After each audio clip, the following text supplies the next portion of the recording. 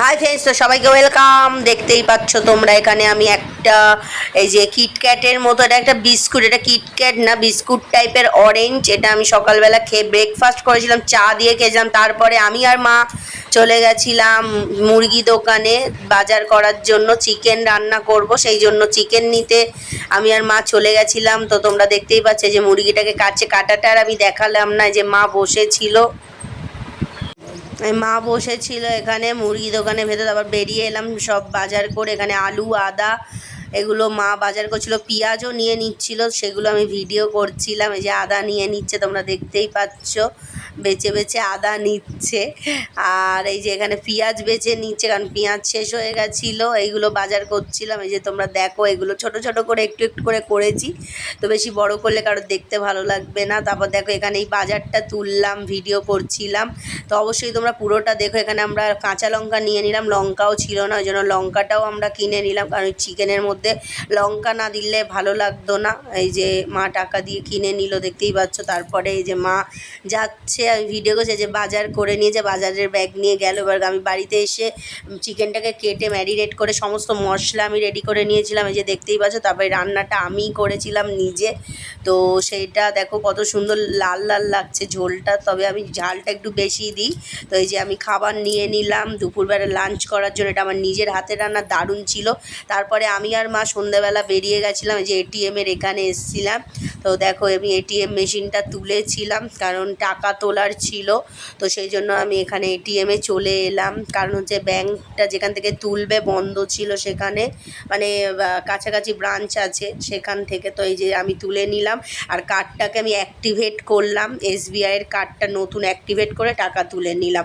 তারপরে মা দেখো এখানে একটা দোকান থেকে কিছু জিনিস কিনছিল, তো ঠাকুরের একটা ধুতি টাইপের, সেটা ভিডিও করে দেখিয়ে দিলাম। আর এখানে দাম জিজ্ঞেস করছে, এই যে এখানে দেখতে পাচ্ছ। তারপরে কয়েকটা আমার বন্ধুর সাথে দেখা হয়ে গেল, এইগুলো আমার সবথেকে প্রিয় বন্ধু।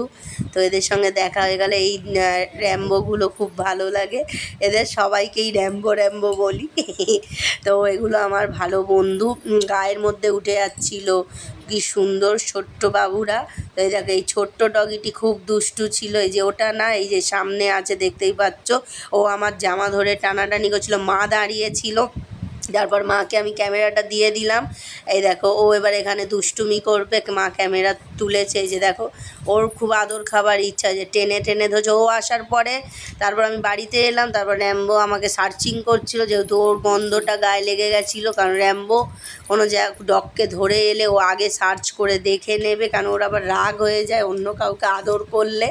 ঠিক আছে, এখন আমাদের দুষ্টু র্যাম্বো, এই যে একে খুব ভালো লাগছিল, দুষ্টু র্যাম্বোর মতো। দেখো কামড়ানোর চেষ্টা করছে, মানে খেলার সময় যেরকম কামড়ায় এমনি না। মনে হচ্ছিলো একে ধরে নিয়ে চলে আসি, র্যাম্বোর সাথে বিয়ে দিয়ে দিতাম। তোমরা যারা যারা চাও র্যাম্বোর সাথে বিয়ে দিতে তোমাদের ডগিকে, অবশ্যই বলবে।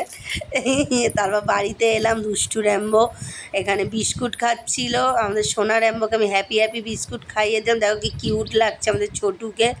এই যে আমি খাইয়ে দিচ্ছি, আর ও মাঝে মাঝে মুখ থেকে ফেলে দিচ্ছিলো, আবার আমি খাইয়ে দিলাম জোর করে, তখনও পুরোটা খাচ্ছিলো, কারণ ওর আবদার ছিল আমাকে খাইয়ে দিতে হবে, নাহলে আমি কিন্তু খাবো না। তো সেই জন্য আমি ওকে খাইয়ে দিলাম। দুষ্টু ছেলে দেখো, খুব দুষ্টু হয়ে গেছে এখন, বড় হয়ে একদম দুষ্টু। দেখো আমার সোনা বাবুকে খুব কিউট লাগছে, জুজু বাবা আমার। একে আমি সারাদিন চটকাই ঘরে থাকলে, খুব ভালো লাগে, কারণ আমি যে কোনো ডগকে ভালো লাগে, আর নিজের ঘরে ডগ আছে তো আর কোনো কথাই হবে না। ডগি কিউট পপি, তো বাচ্চার মতোই থাকে ঘরে, দুষ্টুমি করে। তারপর আমি আমার বর আবার বেরিয়েছিলাম একটু, তারপর সেখান থেকে আমরা এখানে কুলপি মালাই নিয়ে নিলাম, ও কিনে দিল, দুটো কুলপি নিয়েছিলাম, ওই যে দুজনে খাচ্ছি দেখতেই পাচ্ছ।